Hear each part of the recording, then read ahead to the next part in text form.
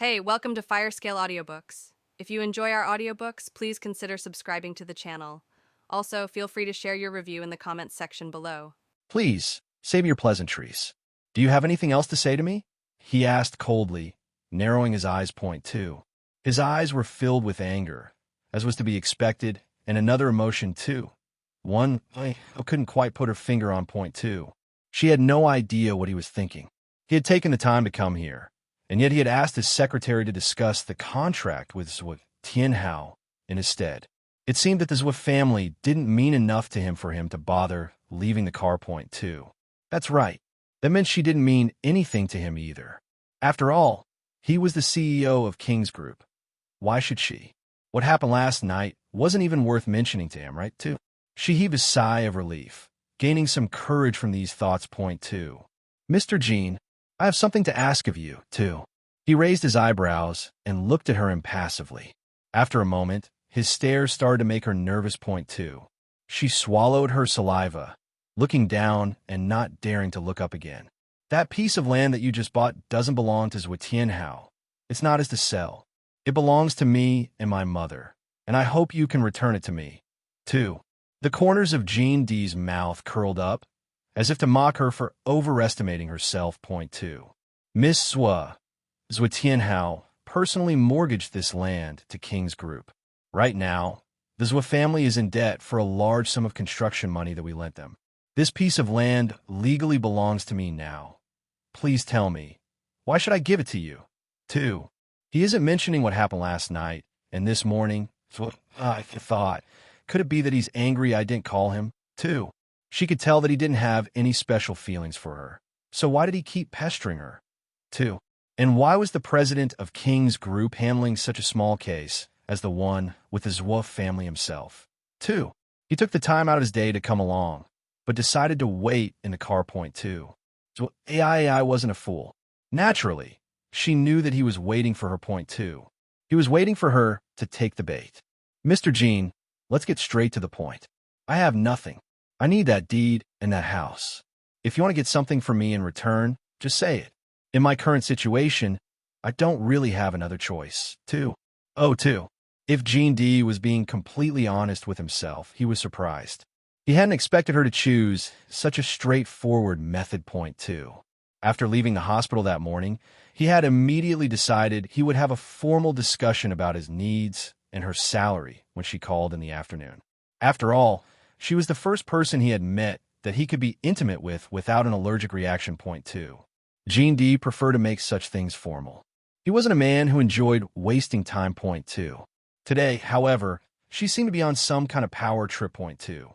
He wasn't pleased with this development in her personality. Point two. You think you're the one who should be negotiating with me? Miss Zhuo, you must tell me your secret. Where did you find all this new confidence, too? Her personality was very different from what Jean D had thought. She was also quite different from the top socialite he'd read about in the newspapers. He was intrigued. Point two. Her face turned red, and she bit her lower lip. Suddenly, she was a little embarrassed. I didn't mean that. Although she had been humbled by recent developments in her life, the old, arrogant tone would still creep back into her voice on occasion. Point two. She'd forgotten who it was that she was speaking to. She could not afford to offend him. 2. Then what do you mean? The corner of Jean D's mouth twitched in amusement. His handsome features suddenly took on a softer, more charming aspect. Point two. He held his chin with one hand and looked at her lazily. He was like a playboy. If she hadn't already seen his business card, it would be hard for her to associate him with the legendary cold and ruthless CEO of King's Group. 2. She was so embarrassed that her face went red. Daniel, who was sitting in front, couldn't take another minute of this. Point two. President, the company meeting is at 5 o'clock. 2. Hearing this, Jean D's eyes flashed as he sized her up. There's not enough time, so let's settle it as soon as possible. I don't like to delay work because of personal matters. Miss Zhuo, let's talk in the car. 2. Jean D's expression changed faster than flipping a book. Before she could react, the car door in front of her opened. Point two. She stared at the leather seat inside, hesitating. Should she sit next to him? 2. Jean D quickly grew impatient. Get in the car, too.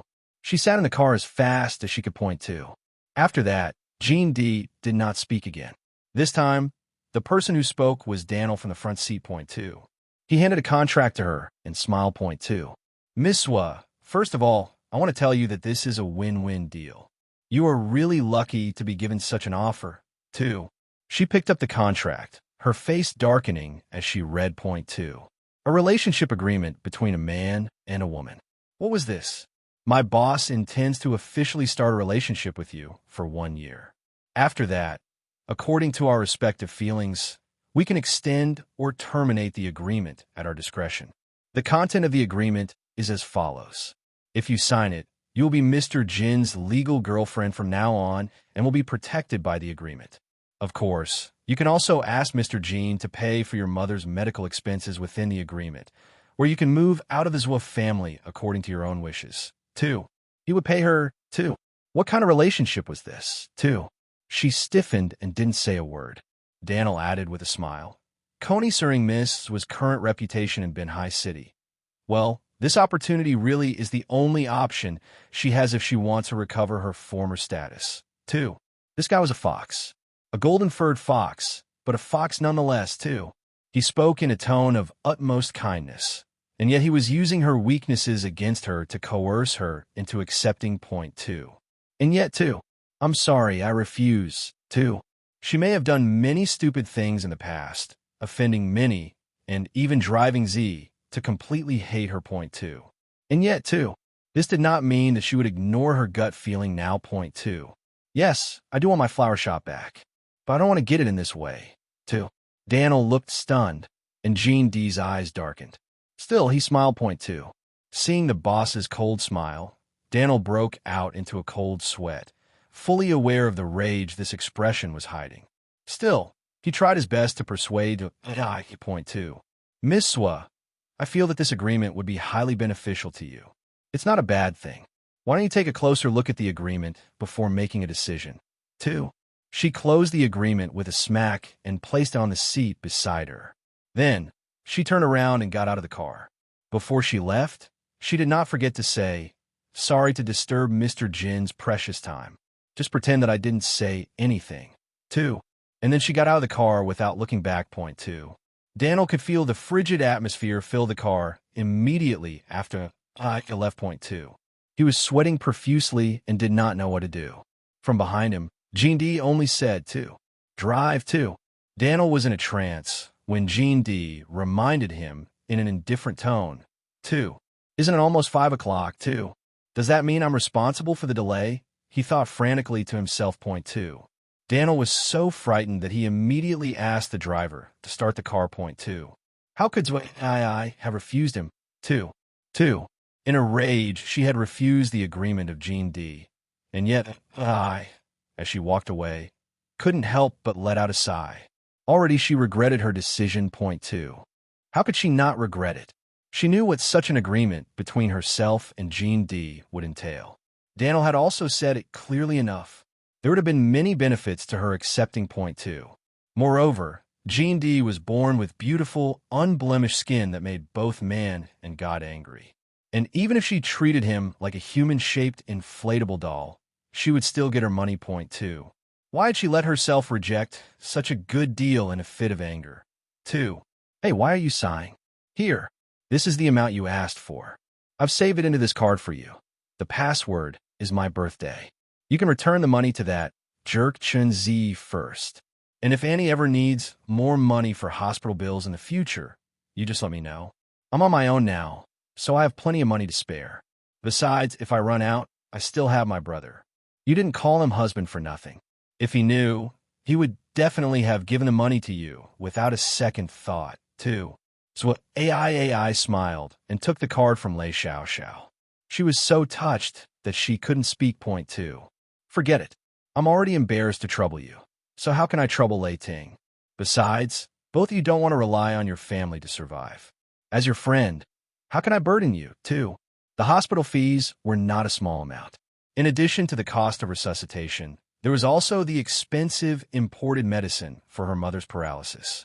After the Zwa family became down and out, all of her brand name clothing and jewelry had been sold.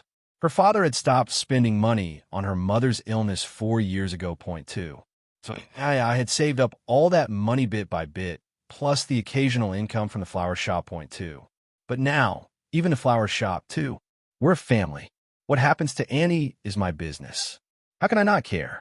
Also, you don't look well today. Did something else happen, too? The matter of the flower shop being bought by Jean D wasn't reported in the newspapers, so no one in Binhai City knew about it point two. She didn't want to tell Lei Xiao and Lei Ting that Jean D wasn't someone to be trifled with. Lei Xiao and Lei Ting weren't afraid of anything. Once they found out about it, they would inevitably cause trouble for him point two. She smiled and pretended to be fine. It's nothing. What'd be wrong? It's just that Shinzi brought Zui Union shopping for a wedding dress. When I go home, everyone will spit on me. But it's nothing. Now that my mother is in the hospital, I move there too. I'm planning to find a job in a few days. After my mother recovers, we can rent a house to live in together, too. That's good. At least you don't have to see their faces anymore. You should also take care of your health, too. Yeah, that's why. Look, isn't Leiting looking to hire some new people, too? Who, you? You got drunk after a glass of wine last night, and then you went to the bathroom and took the wrong path. After that, you ran to the Hilton Hotel and spent the night there. And want to work here? At this hotel? Stop joking. So, AI, if word got out that you were working here, too. She had only told Lei Xiao that she was drunk last night, but hadn't told her about all the other things that happened point two. Lei Xiao at least believed her without any doubts, which was a relief point two. If it gets out, so be it. I don't have much of a reputation now anyway, so I don't mind if it gets worse, too. Besides, if you sell alcohol here, you have to drink with the customers. With your alcohol tolerance, how would that work, too? So AI had nothing to say to that point, too. At that moment, too, it doesn't matter. If so AI wants to give it a try, who am I to object? Anyway, with me as your backer behind this counter, no one will dare force you to drink, too. Lei Ting smiled as he propped his chin on his hand and looked at her point, too. She broke out in cold sweat. Was he bullying her, too? Even so, she didn't have a job at the moment and still owed such a large sum of money. Even if it was a job opportunity in Lei Ting's family, she had to take what she could get point two. The foreman took her to change her clothes. As soon as the sky turned dark, she began her first night of temporary work point two. Miss Swa, the bell is ringing for room 303. 2. At first, for Lei Ting's sake, the people here didn't dare to order her around. Later, she told Lei Ting that she really wanted to work to earn money and did not want to receive special treatment. Then she decided to take the initiative, requesting that she be moved to the private room area on the second floor point two. It was much busier here than downstairs in a bar, and all through the night too. Lei Ting couldn't do anything about it, even if he wanted a point two. Although he wasn't happy about it, she was very insistent, so he agreed point two. Got it. I'll be right there too. But she wasn't expecting what she found in room 303.2. There's a saying in this world, enemies travel down a narrow path, too. But the path couldn't be that narrow, right, too? Holding a tray, she stood at the door of room 303. She immediately spotted Jean D, who was holding a glass of wine and chatting happily with the people beside him. Her face was as black as ink point two. Second brother, it's been a long time since you asked us to come out for fun. Why has it been so long since we've seen you? Have you been busy with any new cases recently, too? The room was full of a group of astonishingly good-looking men and women. Even Zhuai, who was once the #1 socialite in Binhai City, couldn't help but feel a little embarrassed in their presence point two, and could tell from their attire that these people did not belong to ordinary families point two. She even recognized a few of them by name point two. Were these all the children of the super-rich families of Binhai City, too? Aren't we busy enough with the case at the resort recently? As soon as we were done with it, we contacted you to come out and apologize. Isn't that enough, too? Is that enough? After all, we're still young and tall, and we've been good brothers for more than 10 years. Big brother, do you think we can let him off just like that tonight, too? A man in a black suit with a calm face was smoking a cigarette, sprawled out on the sofa. He snorted coldly and spat out 3 words, "In your dreams, too." Haha, did you hear that? Even the boss of the 10,000-year-old iceberg said so. Second brother, You won't be able to escape this time. 2. Fine, I admit defeat. What do you guys want to drink tonight? Order whatever you want, I'll pay. 2. Gene D smiled and loosened his tie.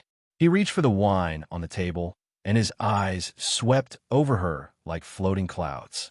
She felt as if an electric current had passed through her. She had expected to see something like surprise in his eyes. Point 2. What 2? No, she didn't. Point 2.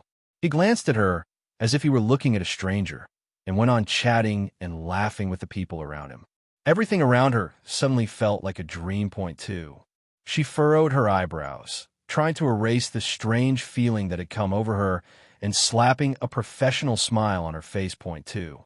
Sir, what would you like to order? She said to the young man nearest to her. Point 2. The man's handsome facial features showed his youth and childishness. Just when he was about to take the menu, he saw his eyes face. Point 2. He was shocked. Hey, isn't this the #1 socialite in Benhai City? 2. Why on earth would you become a waitress? 2. The man's voice was full of surprise. Perhaps he did not mean any harm, but she did feel insulted. Although there had been a lot of negative news about her recently, she had never paid much attention to newspapers or magazines and didn't surf the internet much. If she couldn't see it, she figured her heart wouldn't be bothered. Point 2. But now, for the first time, she heard someone judging her to her face. Point 2. She tried her best to keep the smile on her face and continued. Sir, may I ask what you would like to order? 2. I heard that the Zwa family is down and out, but they shouldn't be as poor as that, right? Isn't there still the Chin family? Miss, well, what's wrong with you? Could it be that you are really the way the newspapers say you are? That ever since your fiancé abandoned you, you haven't been in your right mind? 2.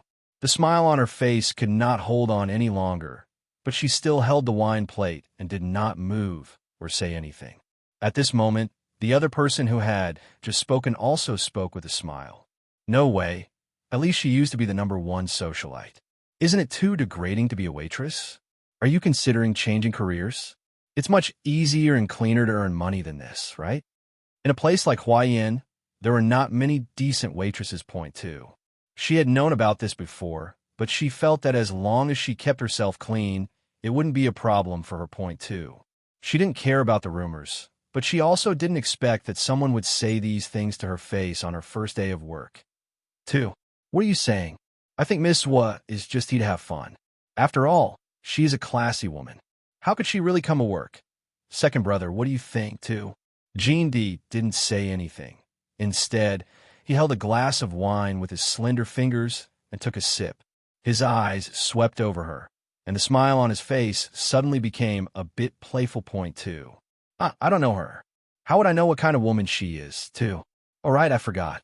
Second brother completely ignores the news. You don't know Miss Within, right? Allow me to introduce you to. So AI could hear her pulse pounding in her ears. Point 2.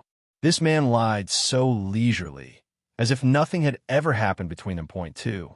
And she was the only one who felt awkward in this conversation, awkward and ashamed. Point 2. She had clearly overestimated herself.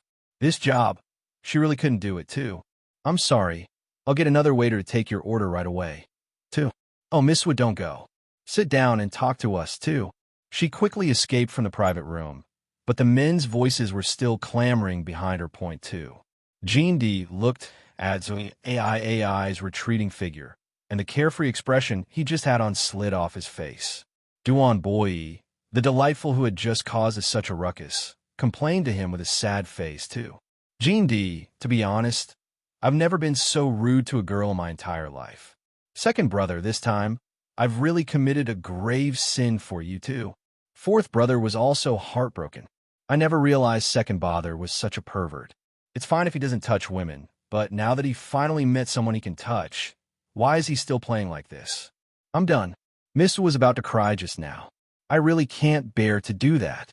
Gene D, who had not yet spoken, put out his cigarette and glanced at the two of them coldly. He spoke leisurely. Point 2. Come on, didn't the two of you have fun just now? Now that she's gone, why bother feeling sorry for her? What's the point, 2? The third and fourth brothers shut their mouths obediently. But the fifth brother, who had just entered university this year, could not hold back his laughter. Point 2. I think this Miss Wa is quite pretty. She doesn't look like a bad girl. Second brother, don't you want to flirt with her? 2. The questions that the other three did not dare to ask the whole night were asked so naturally by this seemingly dumb fifth brother. The three of them froze. They stared at Gene D expectantly, waiting for his answer. Point 2. However, Gene D just leisurely put down his wine glass and ignored their excited gazes. The corners of his mouth curled up, and he smiled. Arrogant, demonic. What? Do I still need to date the woman I want to? Little fifth brother was immediately struck by a blow of irritation. F***, just because he was handsome, did that really mean he could be so arrogant? 2. The eldest brother was the most experienced in society, and he seemed unfazed by Gene D's conduct. Point 2. Second brother, it's best not to treat love as a game. Be careful, you'll be at a disadvantage in the future. 2. Gene D didn't think much of this advice. With my problem, it's not easy to meet a woman. Coincidentally, she's also quite my type.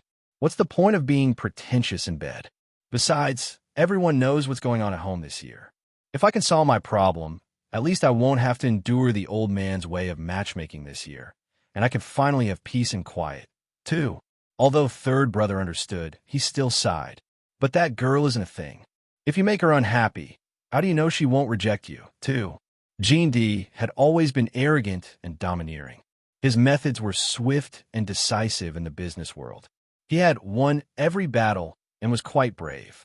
Thus, he had developed this arrogant personality. Point 2. They had known each other for more than 10 years. When they were together, Gene D was able to restrain himself a little. However, the memories of Gene D's childhood were a taboo that could not be touched. Point 2. After his childhood, Gene D could be said to have always set his eyes on women far above him. He had never seen anyone he liked before. In his first year of high school, he finally met someone he liked. But whenever she touched him, it would cause a rash all over his body. Point 2. That scene had been terrifying. After a long time, he gradually distanced himself from women and developed his own career in peace. He lived like an ascetic monk. Point 2. Old Master Gene, Gene D's father, was concerned that his son didn't yet have a woman by his side. Point 2. He couldn't help but feel anxious. He knew about his son's problem and that a psychiatrist couldn't cure it. So he had to think of another way. Point 2. He gathered all kinds of women from all over the world and arranged for them to participate in an intimate experiment with Gene D. Point 2. Gene D's allergies would become so severe that he lost consciousness each time old Master Gene brought him a new woman, and only when that happened would his father replace that woman with yet another. Point 2. Old Master Jin's methods may have been terrifying, but even he felt sorry for Gene D's treatment of Miss Swa. Point 2. Forget it. When his second brother ever changed his mind on anything, it's useless to argue with him. All right, well, since we're here to let loose, let's have a drink. If some people like to sow their own bitter fruits, let them. Who knows? Maybe his poor decisions will give us a good show in the future. 2. But the fourth brother still felt anxious. Point 2. So AI ran out of room 303 and immediately found another waitress to replace her. Point 2. I'm just going to have to tell Lei Ting I'm not up to the task. AI thought to herself. Now who is that walking down the stairs, too? Walking down the stairs, she recognized, too. Miss Swa, we meet again, too. The golden-furred fox, Daniel, too. She tried to brush past him without acknowledging him, but he blocked her way down the stairs. Point 2. Seeing that she was trying to avoid him, Daniel quickly explained, Don't worry, I'm just here to pass something to you on behalf of my boss. Take it, and I'll leave, too. Thinking of the way Gene D had acted toward her in private room just now, too. She couldn't imagine what he could possibly want to give to her. Point 2. Could it be that he'd had a change of heart and decided to give her some money? 2. When Daniel took a thin piece of paper out of his pocket, she was completely stunned. She couldn't believe the sum of money she saw written on the check. Could Gene D really be so generous, too? But when the piece of paper was placed in her palm, she was completely dumbfounded. Point 2. Her hands began to tremble. Point 2. This is too. Daniel smiled and explained politely. As you can see, this is the bill for the presidential suite at the Hilton Hotel last night. Also, the one below is an IO, too. There were too many zeros on the check for her to make sense of. Point 2. Don't think that I don't know the price of the presidential suite. How can it be so expensive, too? It's for the special service you ordered last night. 2. She was stunned. Point 2. The words Jean D had spoken in the hospital that morning were still ringing in her ears. Point 2. Well, since you want to solve the problem with money, I don't object. How about this? My current official price is 1.08 billion. Since it's only for one night, I'll give you a half discount and calculate it as 540 million, too. Oh, that's right. The boss also instructed that he needs you to make your payment all at once and in cash. He won't accept installments or loans. I trust that Miss Sue understands this, too. Understand? Understand my ***, too. I'm sorry, I won't admit to this IOU. Please tell your boss that I already tried to give him the money for it this morning. It's his own fault for not accepting it. Now it's too late, too. Even when the Zwa family was at their peak, she couldn't take out such a large sum of money. Moreover, this was no different from extortion. How could he do this, too? As if he had already anticipated her reaction, the smile on Daniel's face disappeared. He opened his briefcase and took out a file bag for her. Point 2. The boss also instructed that if Miss Zwa does not want to settle this in private, then my boss is willing to meet you in court. To the group's legal team, this is just a small case, too. Daniel emphasized the last sentence. He wanted to stress that it wouldn't be just one lawyer that she was facing, but a whole team of them. Point 2. And the worst part was, too, she couldn't even afford a single lawyer for herself, too. She had already hit rock bottom, and if she went to court, the whole city would be in turmoil. Point 2. If that happened, she would become the favorite socialite of the Binhai City News Agency. Point 2. All that negative news on her would make them a huge amount of money. Point 2. Right now, she and Jean D were like oil and water. Point 2. Why did he always have to make things difficult for her? 2. She was so angry that her whole body was trembling. She held the lawyer's letter tightly, and without looking at Daniel, she turned around and ran toward the private room she had just walked out of. Point 2. The moment she opened the door, she roared angrily, too. Jean D, what do you want from me, too? The corner of Jean D's mouth curled up, and he gave a smug glance to the dumbstruck men beside him. The meaning of this look was very simple, too. I told you so. Point 2. He didn't need to flirt with Zwa AI anymore after all. She'd done exactly what he wanted. Point 2. Although the others were all too familiar with Jean D's methods, so AI was indignant. Point 2. It was really too much. Point 2. Part of them wanted to stay and watch the show, but 2. Old Master Jean took the lead, grabbing his coat and glaring at the others. Point 2. Lao Wu, don't you have class tomorrow? Why are you still here? Game. Ian, look how late it is. Aren't you going to work tomorrow, too? Although the others wanted to stay, under Old Master Jin's watchful eye, they had no choice but to follow suit and leave with him. Point 2. Then, only Jean D and Zui AI were left in the room. Point 2. Now that her rage had died down somewhat, she felt inexplicably nervous. Point 2. This dimly lit private room was meant for people to have fun, but now that they were alone, too. Jean D leaned against the sofa with a glass of wine in his hand and drank lazily. His gaze fell on her body carelessly, and the corners of his mouth curled up. Miss Swa, did you need me for something, too? Oh, so now he was going to talk to her, too. Mr. Jean, if I have offended you in any way, I apologize. But this IOU, please forgive me for not being able to repay it, too. She took a deep breath and tried her best to calm down. Then, she placed the IOU and the document bag on the table. Point 2. Now was not the time to be willful. She had to restrain her temper, too. If you don't mind, I'm going to leave, too. The once arrogant top socialite gave him a 90-degree bow. Point 2. She begged humbly and respectfully, completely different from the where she had been when rushed through the door in a rage. Point 2. Jean D looked at her sidelong. Her ability to control her emotions was really beyond his expectations. He did not hate stubborn people, but he did not like them much either. Point 2. He liked people who knew how to adapt to any situation. And Zwa AI was showing him that she could be that person. Point 2. The liquid in his wine glass swayed. Point 2. Is there a rule in this world that, just because someone asks you for help, you must give it to them? I'm sorry, but I like an equal exchange, and I hate doing charity. 2. She clenched her teeth and clenched her fists. She knew that this was a trap, but now she had no choice but to jump into it. Point two. What can I give you that would be of equal value to this sum? She asked. Point two. What do you think? He lifted his eyes to meet hers and looked at her thoughtfully. Point two. She suddenly understood just what he meant. She rarely remembered what she did when she was drunk, too. But that look in his eyes just now was somehow very familiar to her. She seemed to have seen it before, and it had also been in a private room like this. Point two. There was clearly no resemblance at all, but she called out emotionally, "Two. Z, two." It all came rushing back to her. She realized that she had been the one who started it last night. Point two. So she'd be the one to start it this time. 2.2. She'd already slept with him once. Would it really make any difference if she decided to do it again? 2. She smiled mockingly, but her fingernails pierced her palm, burning with pain. Point two. She mustered up the courage to walk to his side, squatting down as if she was a tribute, and carefully offered her lips, too.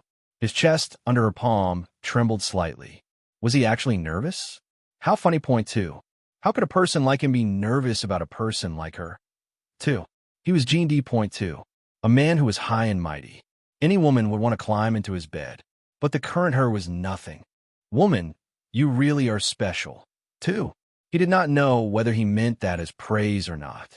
Her kiss was very tender, but this time he did not take her invitation immediately. Instead, he looked in her eyes thoughtfully. Point two. However, in an equal exchange, this kiss is only enough for a single day's interest at most. 2. Just as she would expect from a businessman. His craftiness made her rage flare up all over again. Point two. But she did not dare to resist. 2. How long? She gritted her teeth and spat out these 2 words. Point two. But Gene D just reached out his hand and wrapped it around her slender waist.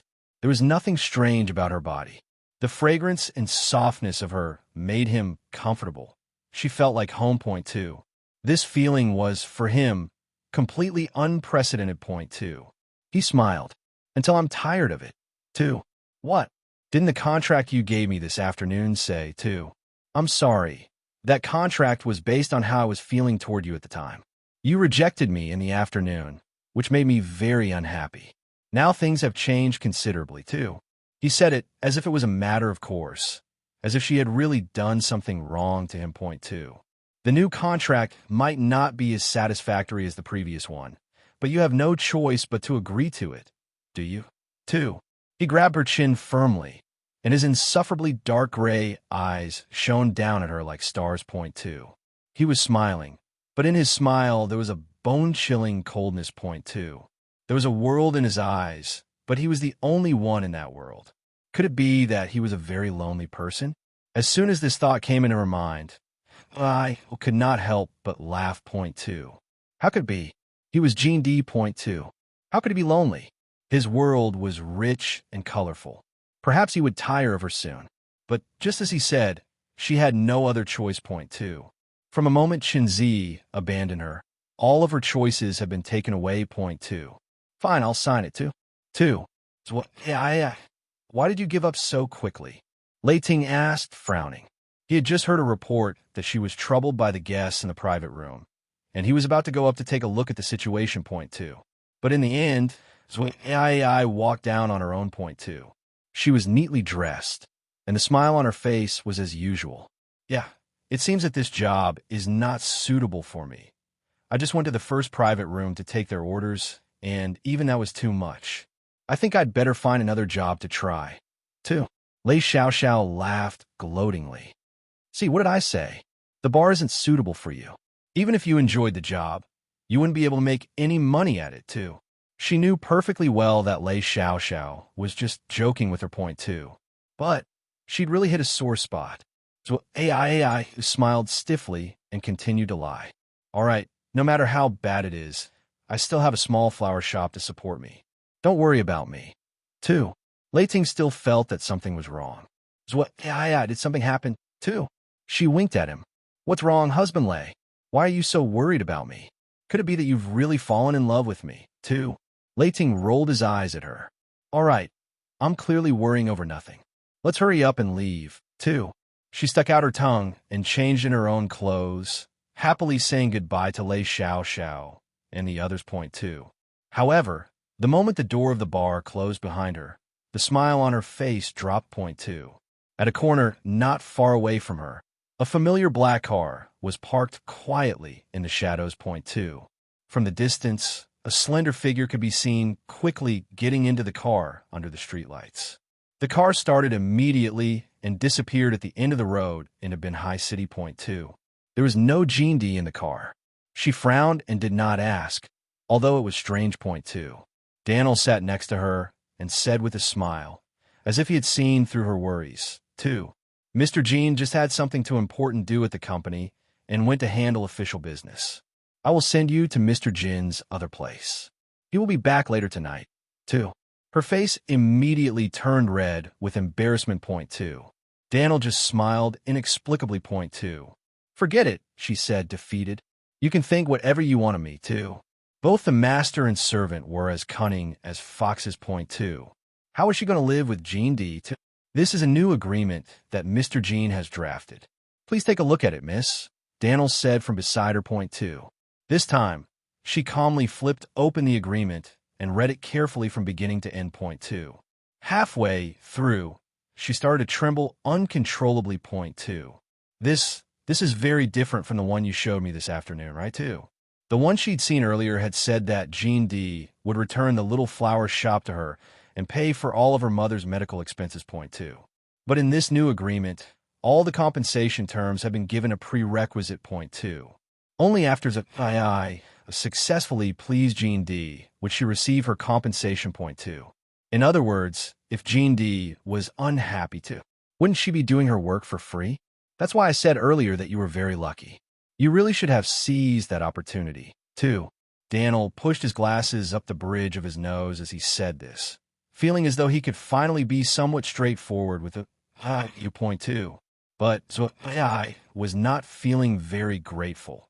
She had a new boss who had schemed against her, and this man sitting next to her was the secretary who'd helped him. Point two. How had she gotten herself into this situation, too? However, this new agreement is not without leeway. Although Mr. Jean is temperamental, he is not a mean person. I believe that Miss Wa's words will definitely make Mr. Jean happy.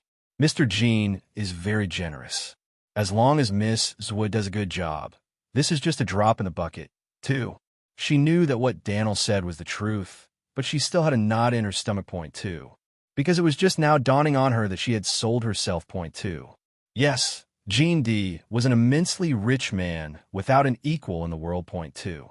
But it didn't matter who she'd sold herself to. The fact still remained that she'd done it. Point two. She mentally prepared herself to see other unfair clauses in the agreement as she continued reading. Point two. But when she continued to read, she was surprised. Point two. Because, too, those expected unequal treaties didn't appear. It even stated that during the duration of the contract, Party A and Party B were not allowed to have any sexual or spiritual partners aside from the other party. Point two. For the duration of the contract, Party B was permitted to disclose the identity of Party A and enjoy the honor that came with that. However, she was not allowed to leak any information about Party A to the media, including photos, phone calls, and other personal information. Point two.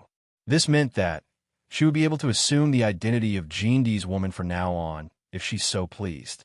Such a title carried a lot of weight. Point two. As long as he wasn't in the news, she could do whatever she wanted. Point two. Mr. Jean doesn't like news exposure, but if Miss Wa does, he doesn't object. Just don't reveal any relevant information about Mr. Jean to the media, and you'll be fine. 2.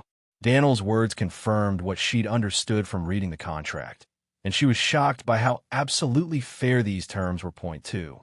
Mr. Jean will be absolutely loyal to Miss Wa during their relationship. As if at any point he isn't, you will receive a very large amount in compensation. The figure is written here, he said, pointing to the contract. Point two. Seeing the sky-high amount, she was speechless. What should she do? She suddenly looked forward to him cheating as soon as possible. She originally thought that she would see an agreement that was similar to keeping a mistress. But this agreement, too, it was more of a formal dating agreement than anything else. Point two. He actually wanted to date her, too. All of this new information was too much. She couldn't wrap her head around it. Point two. What she could not understand the most was how she had managed to capture the attention of the famous Gene D.2, and to the extent that he would use such a convoluted method just to date her. 2. She felt utterly confused. Point 2. What kind of man was Gene D really? 2. They finally arrived at Sun House, Gene D's other place. Point 2. Worthy of its flamboyant, the place was so rich and luxurious, it shocked her. Point 2. This villa was located in the most upscale neighborhood in Binhai City. The community had been developed by King's Group. It had a total of 3,000 square kilometers of land, but it was built sparsely, with only 30 villas total. Point 2. Each villa was more than 100 meters apart. Point 2. It was a place that mortals like Zui could only dream of. Point 2. The best place in this community was Gene D's villa, which had a total area of nearly 1,000 square meters. There was also a garden that was twice the size of the villa. Point 2. It really was unimaginably extravagant. Point 2. After being brought into her room by the housekeeper, she realized that Gene D had already arranged everything for her. Point 2. The wardrobe was full of the latest women's fashions, even more expensive than the clothes Gene D had given her this morning. Point 2. There was also a separate walk-in closet for her bags and shoes. Point 2. Everything that AI had ever dreamed of was laid out before her eyes. Point 2. But material things like these no longer made her as excited and happy as they once did. Point 2. Because now, after experiencing the ups and downs of life, immaterial things had become more valuable to her. Point 2. Even more valuable than 1/10 of the amount on one of these price tags. Point 2. But since she hadn't bought them with her own money, she didn't care about the extravagance. Point 2. She remembered that the agreement said that she could not sell these things without the prior approval of Gene D. Point 2. She glanced at these things lazily and returned to the big bed in her room. This bed was even bigger and more comfortable than her bed in the Zhua family home. But she felt fearful lying there. Point 2. Because she clearly remembered that there was a clause in the agreement that said the following. 2. Party B had the obligation to comply with Party A's sexual needs at all times. Point 2. 2. My face itches, she thought groggily as she came to. Point 2. Still half asleep, I reached her hand up to scratch herself, but before she could, she felt a hand roughly grab her wrist. Point 2. She suddenly woke up from her dream and raised her other hand in the dark towards the body of the person who had grabbed her, giving them a hard slap. Point 2. She'd done this before she'd remembered where she was, and whose hand that must be. Point 2. Her whole body went cold. Point 2. Woman, you have a real talent for pissing me off. 2. The man's hoarse voice was burning hot, along with the burning breath on her cheek. Point 2. She felt a reflexive urge to escape. Point 2. The man's slender body turned over next to her. Point 2. As her vision gradually adapted to the darkness, she saw Gene D's sharp outline, little by little emerging from the gloom. Point 2. She could see his dark gray eyes, hungry, full of anger, and tightly staring at her. Point 2. Her mind went blank except for 2 words. 2. It's over. Point 2. She could no longer remember how she fell asleep. At first, she'd been on guard against falling asleep, but when she felt how comfortable the down quilt was beneath her, she just couldn't help it. 2. It had been so cold. She'd pulled the covers up over her, promising herself she'd close her eyes for just a moment. Then, 2. She swallowed her saliva. The palm that had just hit him was still burning with pain. She regretted it so much that she felt like she might cry. Point 2. Mr. Gene, I really didn't do it on purpose. 2. You think that just because you didn't do it on purpose, you should be forgiven. 2. If that was the case, then how many murderers in the world would be released from prison? 2. His tone was as sharp and mean as usual. Although he was arrogant and domineering, every word he said made sense. His logic was always flawless. Point 2. She bit her lower lip. It was different from that night when she was drunk. Now, she could clearly feel this man's strong body pressing against hers. 2. His hard bones and that scalding heat that made her afraid. 2. Under his body, she trembled slightly, like a small animal. Point 2. When he'd first walked into the bedroom, the moon was bathing her fair body in a layer of silvery light. He saw her lying on the bed before him, asleep and defenseless. Point 2. She was like a delicious snack, just waiting for him to taste her point two. Jindy did not like to wait.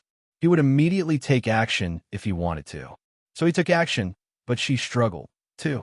Jindy's eyes darkened and his Adam's apple moved slightly, but he did not go any further.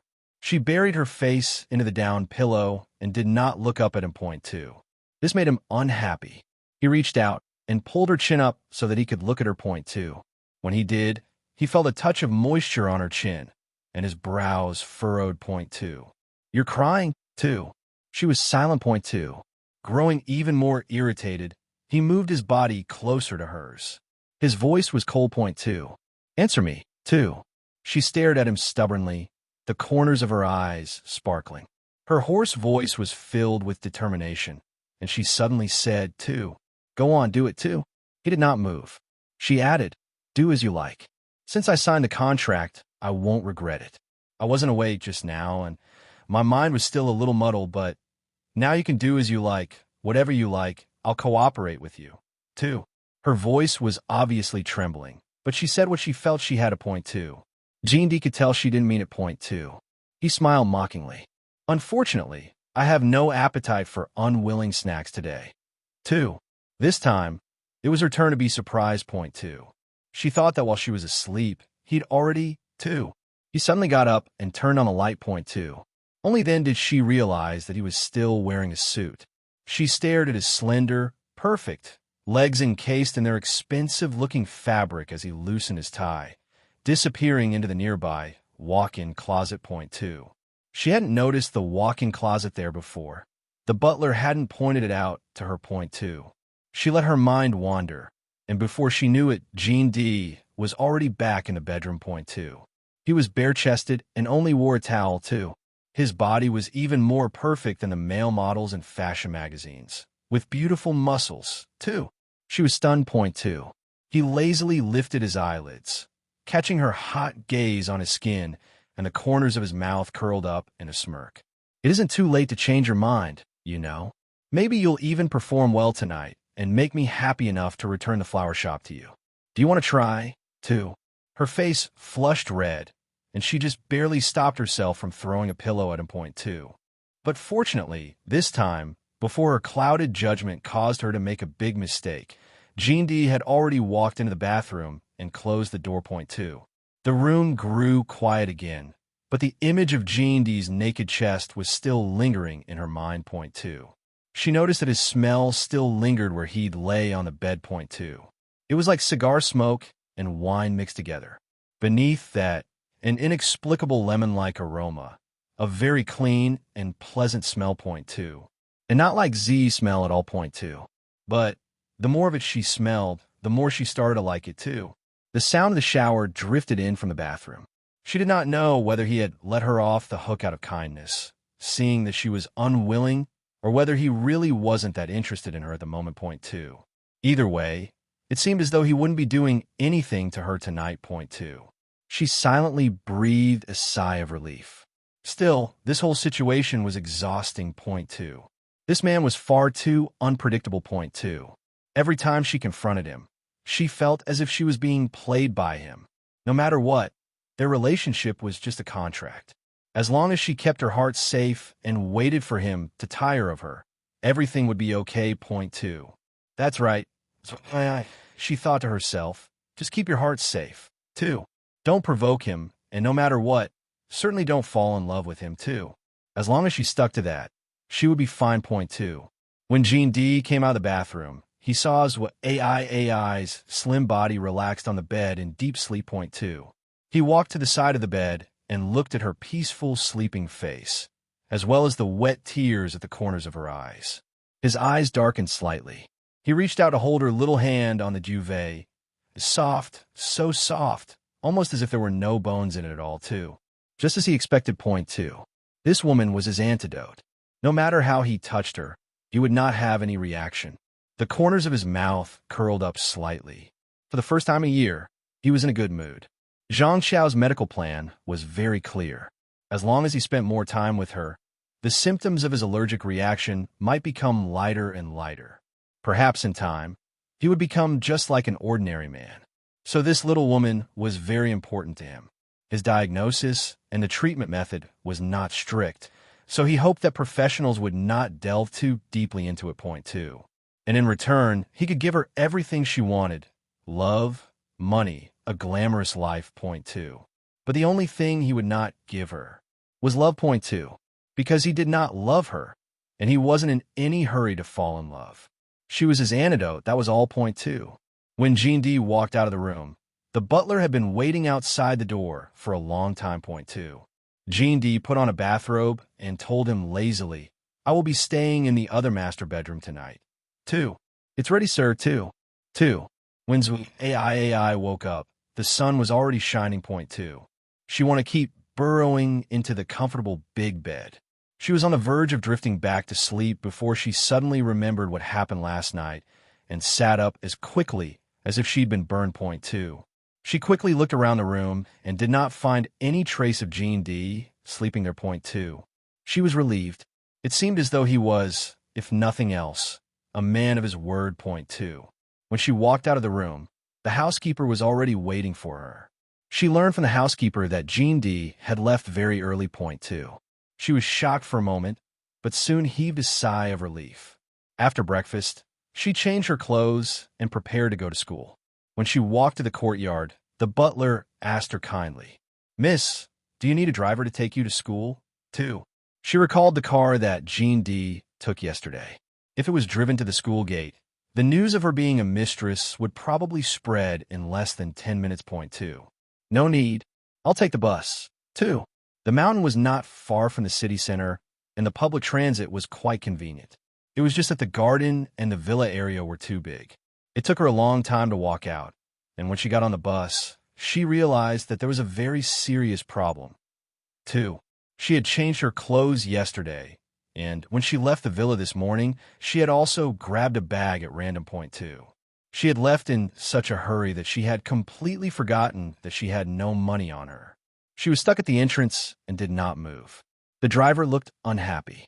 "Miss, you haven't put in the money yet." 2. Just as she was about to ask the driver if he could wait until she arrived at the school station and get the money from one of the guards. 2. She heard the sound of coins landing in the coin box. Point two. She looked up in surprise and wanted to thank whoever had helped her out of that awkward situation.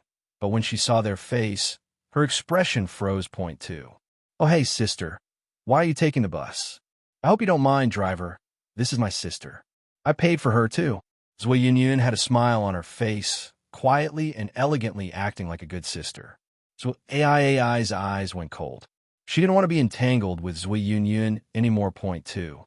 "I'll pay you back," I was said shortly, walking to an empty seat. Point two. Seeing her cold attitude, Zui Yunyun's smile suddenly became a little awkward. "Sister, it's okay. It's only 1 yuan, and I take the bus every day, so I have a lot of change. Unlike you, I know you always drive a sports car to school, so it's understandable that you don't have any change in your pocket." 2. The AI was used to disdainfully ignoring the gazes of people around her, especially wherever Zui Yunyun was. In this particular situation, it was even more important than usual that she did so. Point two. She wasn't a child. She knew perfectly well what Zui Yunyun was up to. Point two. She was just too lazy to expose her. Sister, where did you go yesterday? Why didn't you come back last night? I was really worried about you. Are you okay? Also, the clothes you wore are different from yesterday. Are you? 2. Zui Yunyun's voice sounded like that of any good sister. She was always very careful about her tone. Still, she spoke more loudly than was necessary. Point two. There were quite a few alumni of Binhai University in this car. When they heard Zui Yunyun's raised voice, they all stared at her and started whispering to one another. Point two. Zui Yunyun did very well in school. She was always the more popular of the two of them. Everyone thought that she was a beautiful goddess with a poor background. Point two. In addition, Zui Yunyun was good at controlling people's hearts. She was a master manipulator. Point two. Zui Yunyun, now that you've gotten what you wanted, why are you still pretending to be a good person in front of me? Where I went and what I did has nothing to do with you. You can be the young mistress of the Chun family, and I can live my own life in peace. That's good enough for me. Why do you have to keep looking for trouble, too? In any case, The names of AI had long been notorious in Binhai University, so she didn't mind being charged with another crime. Sister, I, I really care about you. And Z, too. The name Z touched the most sensitive nerve in her heart. Her expression froze, and when she looked at Zui Yunyun, the corners of her mouth rose slightly. Her mocking voice was filled with disdain and contempt, and it rang clearly in the carriage point, too. Zui Yunyun, can you not mention that name to me? I'm sorry, I feel very disgusted. Also, don't call me sister. My mother only gave birth to me, too. Zui, don't be so ungrateful, too. Don't think that just because you're Yunzi's elder sister, you can be so unbridled. Our Yunzi is kind-hearted, which is why she cares so much about a snake-scorpion elder sister like you. A person like you doesn't deserve to be Yunzi's elder sister at all. So I hissed angrily point two. Oh, stop acting like you're such a big shot. Do you think you are still the #1 socialite in Binhai City? What a joke, too.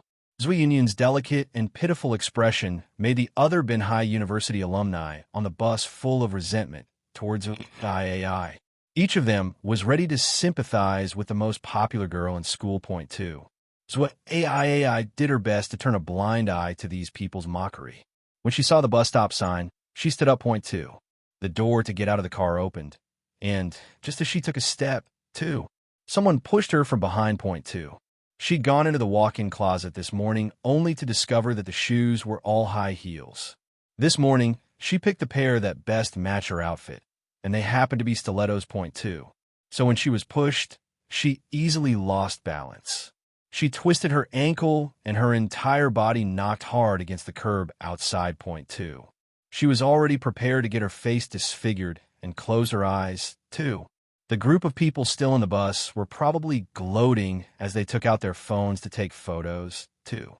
But she heard Zui Yunyun gasp behind her. So AI's face was pressed against a warm body point, too. A pair of hands held her shoulders, and she heard a voice say coldly, "It's been so long and you should be all grown up. Why are you still so stupid, too?" For a moment, she didn't recognize the familiar voice, but then it clicked. M.O. shouting. Why are you, too? I got into this university this spring. I. What's wrong? Are you too happy to speak? Too. So I looked at the exquisite features of the young man in front of her point two. She hadn't seen Mo shouting since he was selected by the television station that his parents worked for in high school to shoot television dramas point two. After that, he took 2 years off from school. There were also reports in magazines and newspapers that he had gone abroad to further his studies point two. You went back to school, too. M.O. shouting looked at her as if she was a fool. Why do I need to go back to school with my IQ? The school hired me after I registered my name, too. M.O. shouting's parents were both well-known television hosts. Not only were they child stars when they were young, but they had also filmed television dramas in high school and even won a newcomer award at the end of the year. It would be foolish of the university to reject anyone with such a shining pedigree point, too. M.O. shouting had just gotten off the bus when he saw a girl whose profile, he thought, looked very similar to AI's point two. He had clearly seen her be pushed from the bus, and at this his expression turned cold point two. Am I seeing things? I think I saw some people's hands not being honest just now. Too. The corners of his lips curled up. His nonchalant look was pleasing to the eye, but the coldness in his voice sent chills down people's spines. Zui Yunyun bit her lower lip when she saw him. How come she didn't know that Zui was so very familiar with the famous M.O. shouting, too? However, she was just about to make a name for herself in the entertainment industry. It would certainly be beneficial for her to have M.O. shouting as a connection, too. M.O. shouting. Hey, too. But M.O. shouting didn't even look at Zui Yunyun. He pointedly walked past her with Zui AI in his arms point two. Zui, he said, have you eaten breakfast? Let me treat you to breakfast, too. Are you kidding me? I have to go to class now, too. Oh, Zui AI. We haven't seen each other for so long. Can't you stay with me for just a little while? Seeing Zui AI and M.O. shouting, walking on a campus together as if there was no one else around, the students surrounding Zui Yunyun could not help but whisper to each other point two. Oh my God, I really wouldn't have expected a man like Mo shouting to get together with a too. Yeah, it's really disappointing. I quite like him, too. He's wasted on that whore. Hey, seriously, too. So Yun stayed silent as she looked at the backs of the two people gossiping. Her heart was drowning in jealousy. Point two. So what AI? Zuo AI. She thought to herself, fuming. Point two.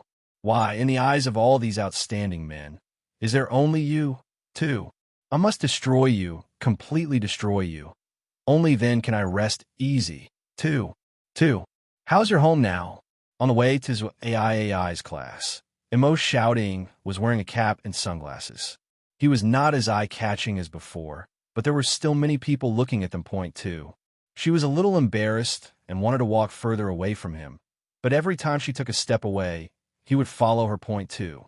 In the end, she had no choice but to give up. It's pretty good. What can I say, too? She smiled. They could be considered friends. They had been ever since the third year of junior high, when she'd stumbled upon Immo shouting being bullied by some classmates.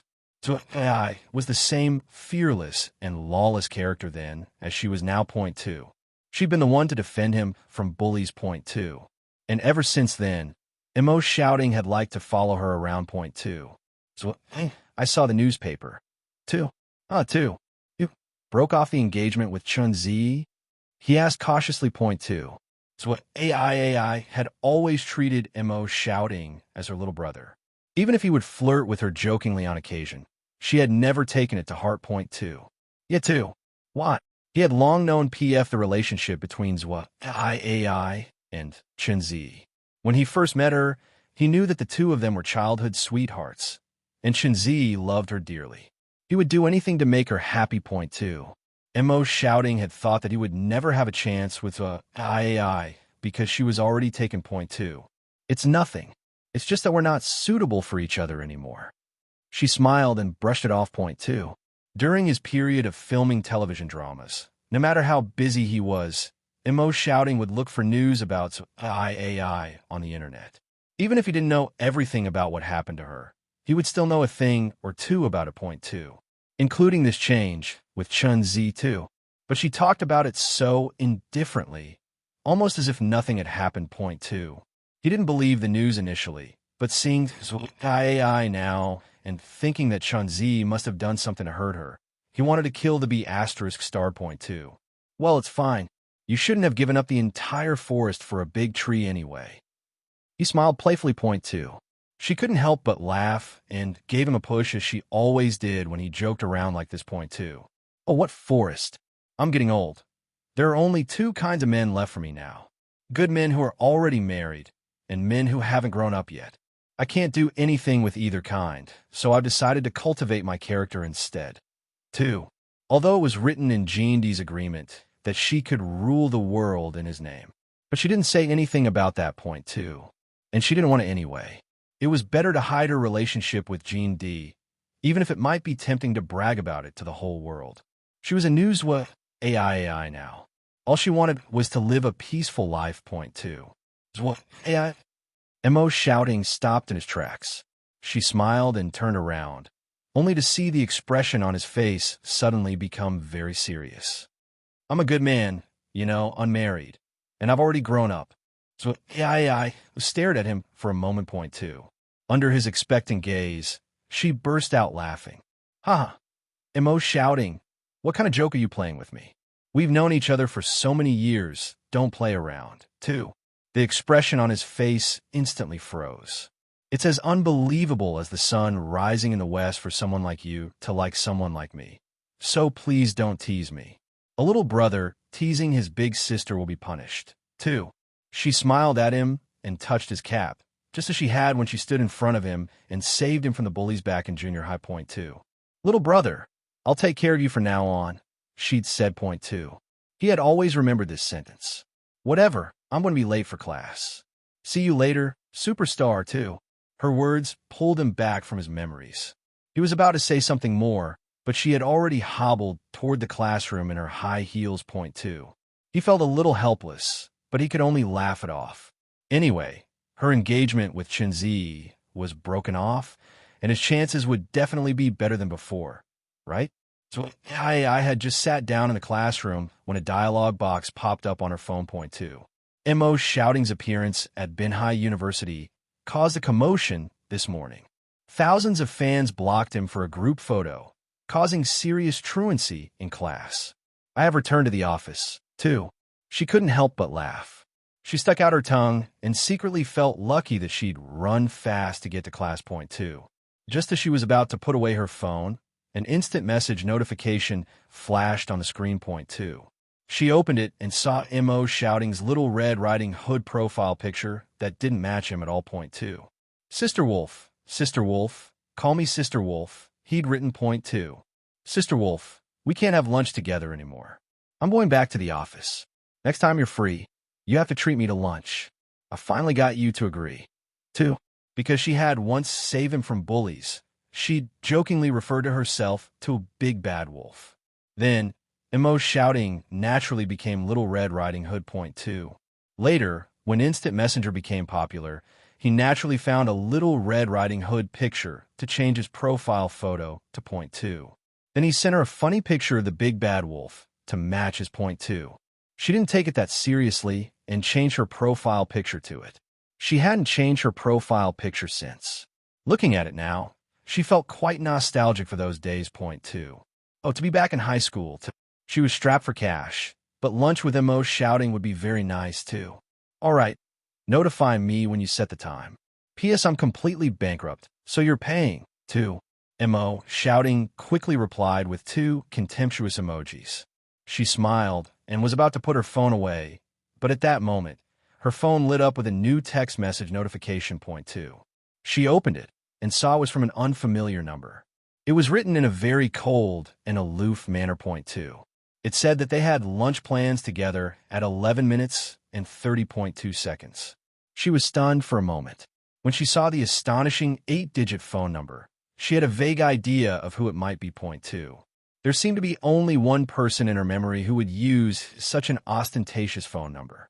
She hesitated, unsure whether she should reply to a text message. After deliberating for a long time on the wording, she reluctantly sent something in return. Point two. Could it be Mr. Jean, too? The message had already been sent. She held her phone tightly and waited for a long time, but there was no reply. The teacher walked in with a handout.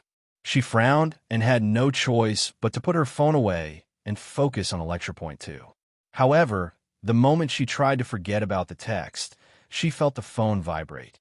She discreetly took it out to take a look. Point two. The tone was still cold and aloof. But this time, there was a clear disdain. Nonsense, he'd written. Point two. Mr. Jean said they'd have lunch, and so they'd have lunch. Point two. Class that morning went well, but I felt restless whenever she thought about the text message from Jean D. Point two. She couldn't pay much attention to the lecture. He hadn't mentioned when and how they'd meet in the text message. How would he get to the university? Would he really drive his car, which cost millions, right up to campus, too? She felt uneasy and walked towards the campus's main entrance. Textbooks clutched tightly against her chest. Point two. Suddenly, too, she bumped into a woman who was rounding the same corner that she was. Point two. The woman's books spilled all over the ground. So AI quickly squatted down to help her pick them up. Point two. So AI apologized profusely. Point two. But the woman didn't say a word. She hurriedly picked up the last of her books and left. So AI was used to being treated in this way. Her peers had never liked her much. Unbothered by the situation, she turned around, picked up her bag, and left campus without a second thought. Point two. Two. Yang, well done. Did you manage to put the recording pen in like I asked, too? The girl called Yang nodded in panic. Zui Yun took out a bank card from her pocket and placed it in her waiting palm. Point two. Don't worry, you didn't do anything wrong. My sister hasn't been home for the past few days. I'm a little worried about her, so I want to find out where she's been. After all, my sister's private life hasn't exactly been, too. Zui Yun left what she was about to say open to interpretation. Yang was not a fool. Whether it was the Zhuo family or the Chun family, they were not ordinary people. She could not afford to offend either side, and so she kept quiet. Point two. She knew what she should say and what she should not say. She took the money and left in a hurry. When Zuyin was left alone, she smiled and took out her phone from her pocket. She turned on the GPS location software. The look on her face was unprecedentedly vicious. Point two. That voice recorder is equipped with a GPS system, she said to herself. I like to see where that be asterisk TCH was. Hey, it got off to last night. When I find out who she was with and show Z a picture, I don't think he'll miss her anymore, too. Two.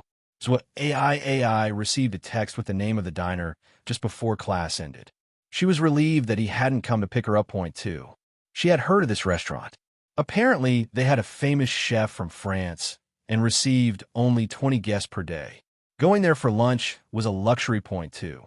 This dress code was very formal, but when she gotten dressed this morning, she put on a suit appropriate for school, not a top restaurant. Point two. As expected, when she reached the door, she was blocked by the doorman. Point two. I think Mr. Jean should have made a reservation. He's probably waiting for me inside, too. I'm sorry, Mississippi. If you can't prove that you're Mr. Jin's female companion, I can't let you in. Moreover, Mr. Jean hasn't checked in yet. Why don't you give him a call now? This kind of place was only accessible to the most honorable people in Binhai City. The security was extremely strict. Point two. She could understand why, but she still felt anxious about calling Jean D. Point two. What happened last night was still vivid in her memory, and she hadn't seen or spoken to him since. Point two. Forget it. I'll wait outside until he gets here. Two. She found a seat on the bench just outside the door and sat down, intending to listen to some music to pass the time. Point two. I was wondering why you, who were supposedly penniless, suddenly had enough money to pay me back. So, hey, have you had a sudden stroke of good fortune? How can you afford to eat at a restaurant like this? Two. The familiar voice and the slightly mocking tone were burned into her memory and completely unmistakable. Point two. Hearing it, she felt nothing, just tired. Even if I have, what does it have to do with you, Chinzi? We're not engaged anymore, she said. Oh, so now that we've served our purpose, we're dead to you? This is cold even for you. The Zwa family's eldest miss, who has been very popular recently, has turned her back on her old friends. After finding new people to use, she's thrown her old friend away like trash. She really is cold-blooded and heartless. 2. Chunzi smiled and grabbed Zwa AI's chin, forcing her to look up at him. It seemed like he was joking, but in fact, he was mocking her in earnest. Point 2. She did not want to quarrel with him, especially since Jean D was due to arrive any minute. Point 2. She got up to leave, but Chinzi smiled coldly. How boring. Have you become so humble because of money now, too? She turned a deaf ear and continued to walk out. But before she could, he grabbed her arm. Point 2. What exactly do you want? He asked in the same mocking tone. Point 2. At this, the anger that she had endured for so many years exploded out of her. Point 2. Chinzi, I'm the one who should be asking you that, too. Fine, you got me there. But tell me, where did you sleep last night? And which man were you with the night before last? Don't even think about telling me that you were in the hospital. I've been waiting for you there all night. I can't believe you would abandon your own mother in the hospital like that. So, you're really getting more and more heartless, too. Do I need to remind you whose fiancé you are now? Even if I really was with a man for the past 2 nights, what does it have to do with you? You have no right to question me this way. 2.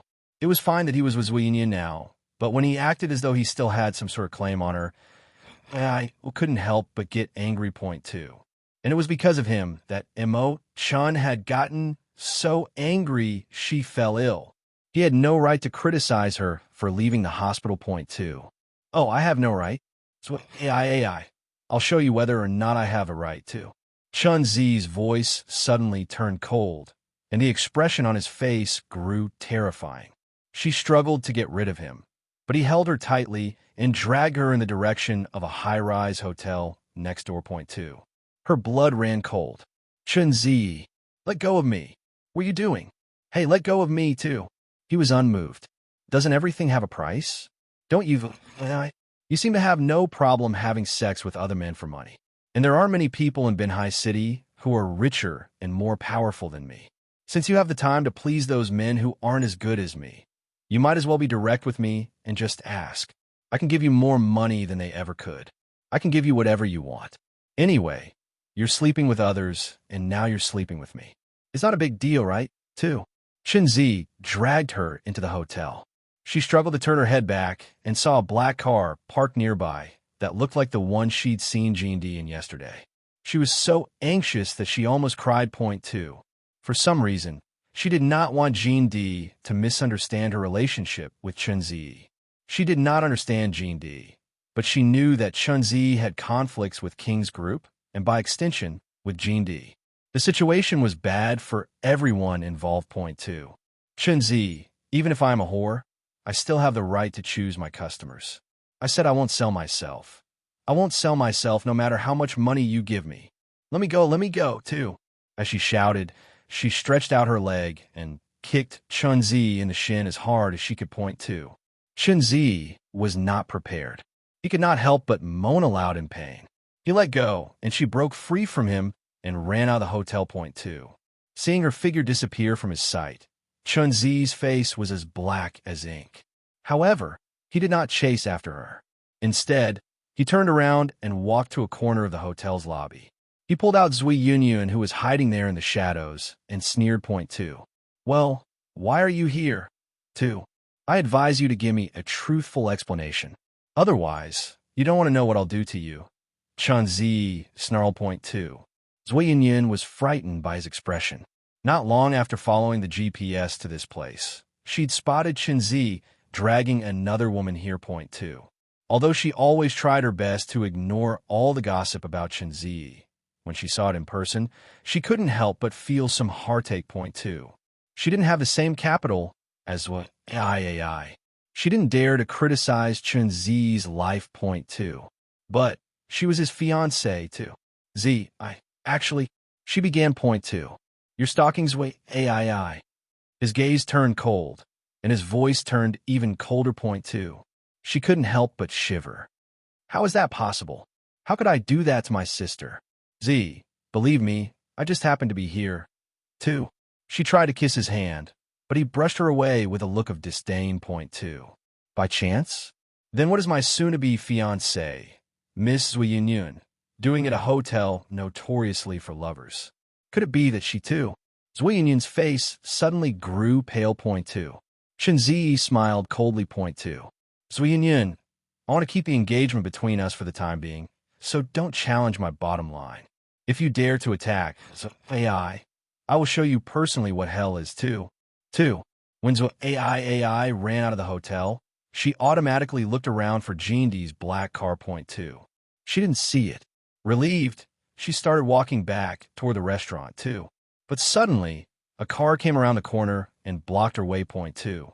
The window rolled down, and Jean-D's deep voice came from inside. Point 2. Get in the car, 2.